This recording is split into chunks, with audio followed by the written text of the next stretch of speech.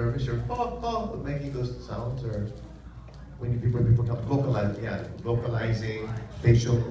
I hate the facial exercises. Do you know there's facial exercises like that? You look like you look like an idiot, but it exercises your face. It's good for your to help you pronounce. One of my pet peeves is memorizing. My memory is not as good as it used to be because I'm so dependent on teleprompters and scripts. So that's one. Back in the day, I could absorb things so much faster.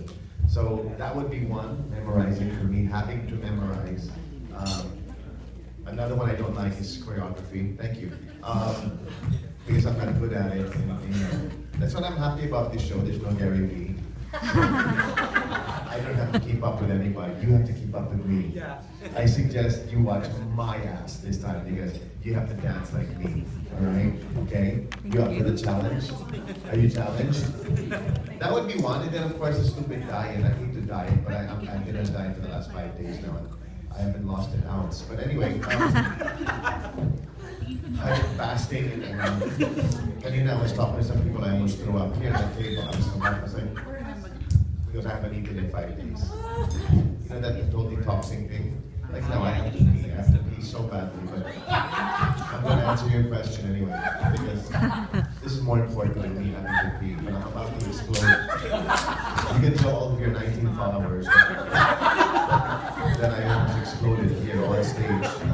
So yeah, that would be one. The physical part of it is a pet peeve of mine, and I wish I could do that on a daily basis, but I need a show to get me, parang may goal, kailangan may motivation ako. So this is my motivation, to be a royal again. Ako yung memorization part, kasi I'm not good at it. And kanta ko naman, minsan nakakalimutan ko. Only the key, my baby. Kaya as early as now, nagme-memorize talaga ako ng kanta. I really double my effort to memorize all the songs. And yun kasi I hate looking at the prompter when I perform. Kasi parang hindi nararamdaman ng audience, and ako hindi ko rin nararamdaman ng kinakanta ko pag nakatingin Pang-reference lang dapat. Siguro glance, ganyan. Huwag yung karaoke. So as early as now, talagang nag-memorize na ako ng songs ko. In-explain ko kay Angeline kung ano yung mga ayaw mo na pero kailangan mong gawin sa concert, preparation sa concert. Like si Eric, memorizing. Wala yata akong ganun. Messy dressing room. Yun. I-interior design niya kapag hindi niya gusto. Pet peeve ko yun, yung mga magulo. Ikaw ang maraming pet Si Gary peeves. Vee magulo, i-quote mo ako. Magulo si Gary Vee, kalat niya, yung damit niya, kanatapos lang. Palagi ako nagligpit sa pasok. On stage, yung tapon yung jacket niya, ako. Ako, wala ako masyadong pet peeve siguro. Kasi I love to perform so like Eric, I also don't like the prompter, pero nowadays kasi parang kinakailangan na talaga. It's hard not to have. You don't like ear monitors? I don't like ear There's monitors. a headphone. Hindi naman siya, I don't hate it, but She's the only singer I know who doesn't use those things. You know those things that we put in our ear? It's annoying. I know it looks awful. We're always pulling things out of our head like that, but it's for us. It's the monitors of today. See, Regine is one of the few singers. Regine, Jet Paman, all the rockers.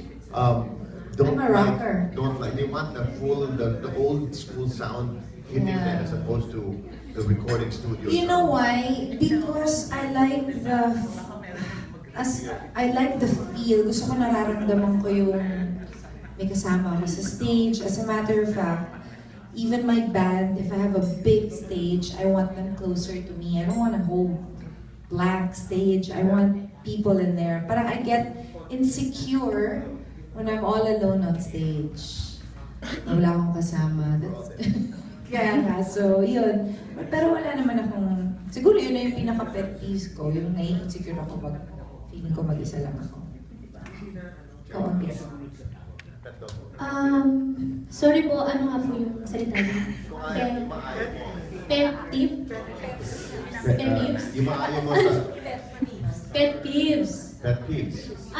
For me naman po siguro kung nag-enjoy ka sa ginagawa mo or mahal mo yung ginagawa mo, siguro wala ka namang gano'n.